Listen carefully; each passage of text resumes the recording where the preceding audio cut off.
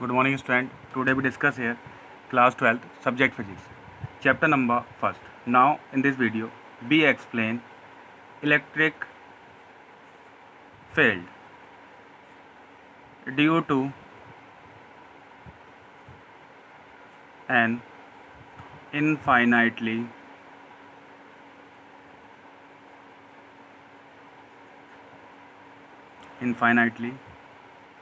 long state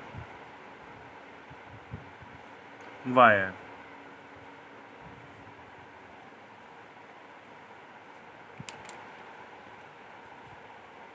okay एक long straight wire है, infinitely long straight wire है और हमें उसके लिए क्या करना है, इलेक्ट्रिक फील्ड फाइंड करना है। Okay, consider N infinitely long line charge having linear charge density lambda coulomb per meter. To find the electric field strength at a distance r, we consider a cylindrical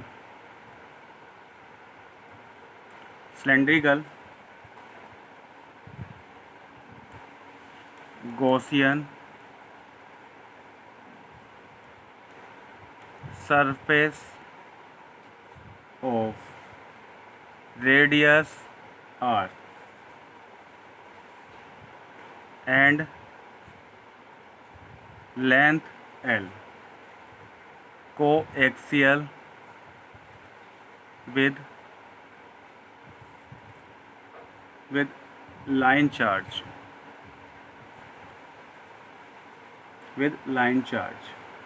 the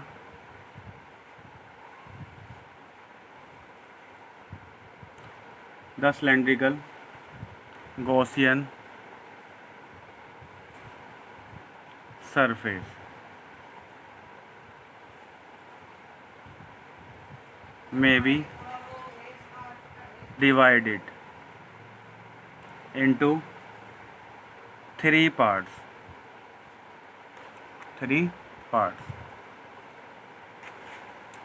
firstly diagram represent करते हैं, ये draw कर लेते हैं diagram. एक wire है, ठीक है, इनफाइनाइटली लॉन्ग वायर है, ठीक है, जिसकी लेंथ है इनफाइनाइटली। ओके, लेंथ का वायर कर दिया है, ठीक है, वैसे लेंथ तो इनफाइनाइटली है, फिर भी हमने प्लस क्यू इसको चार्ज दे दिया है और इस पॉइंट पर हमें क्या करनी है, यहाँ से आर डिस्टेंस पर कोई पॉइंट पी लेट कर लिया है, इस पर हमें इलेक्ट्रिक फील्ड फाइंड करना है।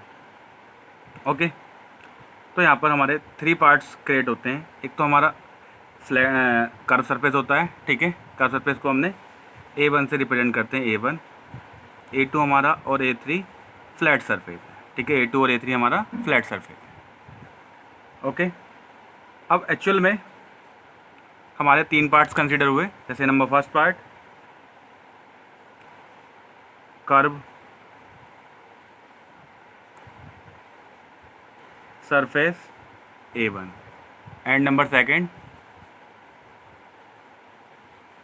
Flat surface A2 and number third flat surface A3।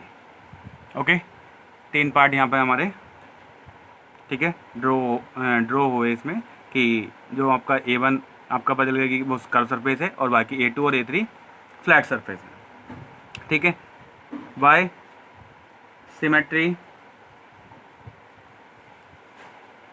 The electric field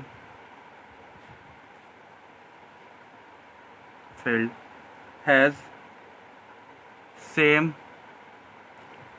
magnitude E vector at each point of curve surface A1 and is directed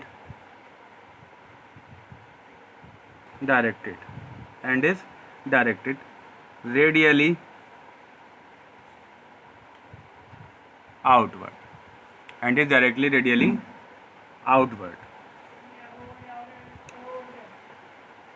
means है consider an infinitely long line charge having linear charge density lambda, ठीक है। एक हमने consider किया है एक infinitely long charge wire और जिसमें उसकी डेंसिटी चार्ज डेंसिटी है लैम्डा। चार्ज डेंसिटी से मीन्स होता है कि चार्ज यूनिट पर length is called a charge density, कि किसी भी वायर को अगर हमने Q+Q चार्ज दिया है उसकी लेंथ है L, so lambda is equal to Q/L, ठीक है। उसी को क्या बोलते हैं हम, charge density. To find the electric field to strength at a distance R distance पर हमें कोई पॉइंट P है, उस पर हमें क्या करना है, इलेक्ट्रिक फील्ड फाइंड करना है, ठीक है। और एक कोएक्सियल लाइन हमने कर ली है और इसकी लेंथ हमने कर दी है L, ठीक है। द सिलेंड्रिकल गॉसियन सरफेस में बी डिवाइडेड इनटू 3 पार्ट। तो ये जो हमारा गॉसियन हमने सरफेस क्रिएट किया है, ठीक है, उसके थ्रू उसको 3 पार्ट्स में डिवाइड किया गया है।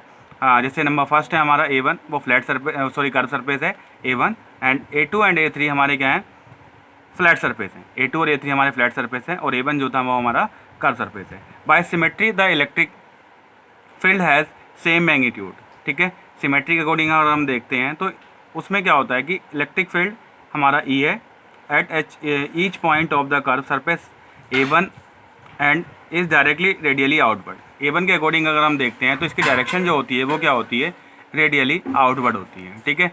और E1 और कि पॉजिटिव चार्ज है, ठीक है, इस पॉइंट के कारण ही फाइंड करना है, इसी पॉइंट पर फाइंड करना है, ठीक है। तो क्या होगा, हेयर डायरेक्शन E1 आउटवर्ड्स, ठीक है। और किसकी हमें इसको फाइंड करना है क्या, DA वेक्टर भी। तो DA वेक्टर भी क्या होता है कि नॉर्मली, तो इसका नॉर्मल भी क्या होगा, सेम उसी साइड में होगा, तो इसलिए DA वेक्टर भी क्या हो जाएगा, ठीक है, सेम उसी साइड में हो जाएगा। तो इस प्रकार से E वेक्टर को और DA वेक्टर को दोनों सेम साइड में होते हैं। तो इस प्रकार जब सेम साइड्स में हैं तो वहाँ पे एंगल जो ड्रॉ करेंगे वो 0 डिग्री का क्रिएट करेंगे, okay. So we consider small element of surface A1, A2 and A3, okay. The surface vector dA1 is directly along the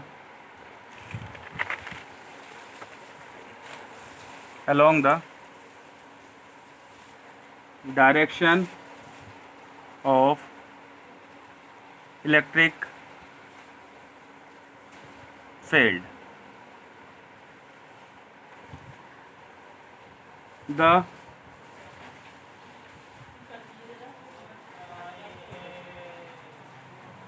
element DA2 and DA3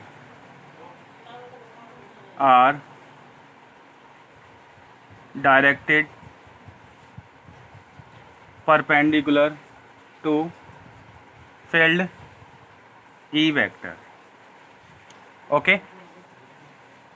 So d phi is equal to d phi 1 plus d phi 2 plus d phi 3, ठीक है। फिर से मैं इसको explain कर देता हूँ। Diagram से। जैसे ही हमारा A1 है, ठीक है, सॉरी A1 तो बता दिया गया कि वहाँ पर जो एंगल ड्रॉ होगा वो 0 डिग्री है, बट A2 यहाँ पर क्या होगा, पॉजिटिव चार्ज है, ठीक है। तो पॉजिटिव चार्ज के कारण जो पॉइंट हमें इस पॉइंट पर फाइंड करना, तो इलेक्ट्रिक फील्ड की जो डायरेक्शन होगी वो क्या होगी, ठीक है, इसके नॉर्म यहाँ से उस पॉइंट के लिए फाइंड करना है, ठीक है, तो वो अपर साइड में हो जाएगी। But the direction of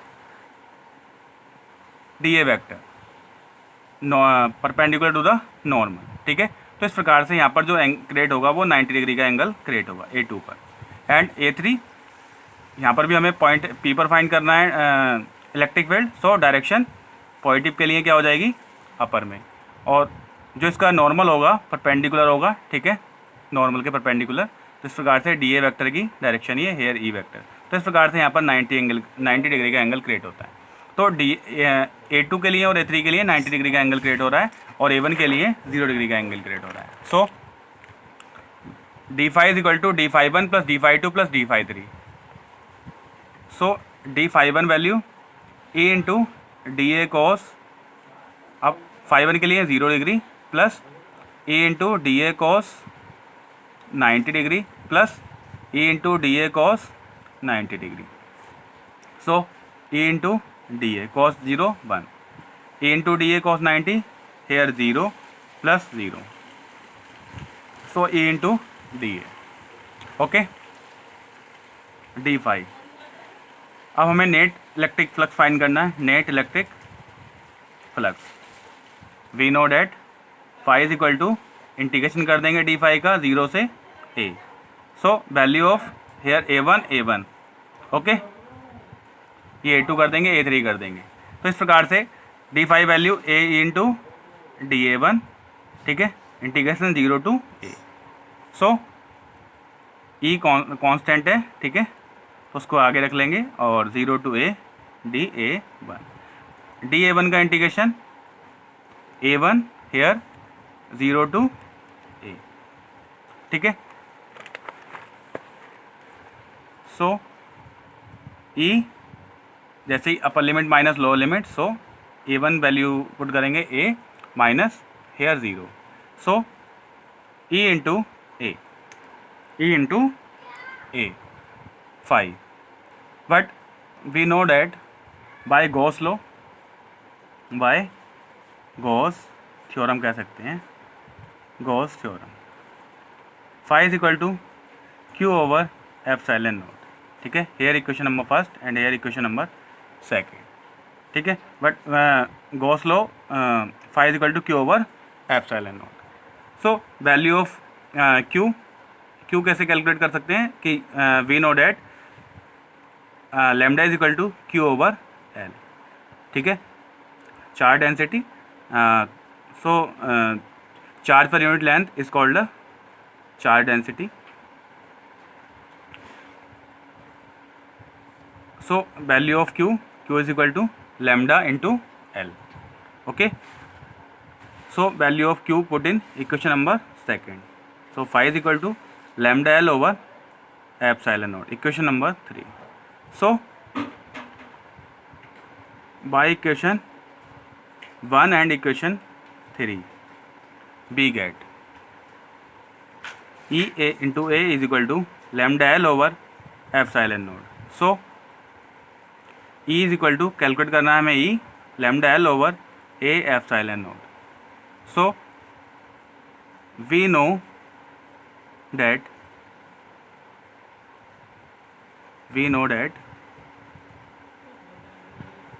A is equal to, because A जो है आपका सिलेंडर बन रहा है, तो सिलेंडर के लिए एरिया क्या होता है 2 पाई r। यहाँ पर क्या है, जो H नहीं है, यहाँ पर क्या है L है, so A is equal to 2 pi r L। So value put करेंगे, E is equal to lambda L over 2 pi r L into epsilon naught. So L से L कैंसिल। इस प्रकार से E is equal to lambda over 2 pi r epsilon naught, okay.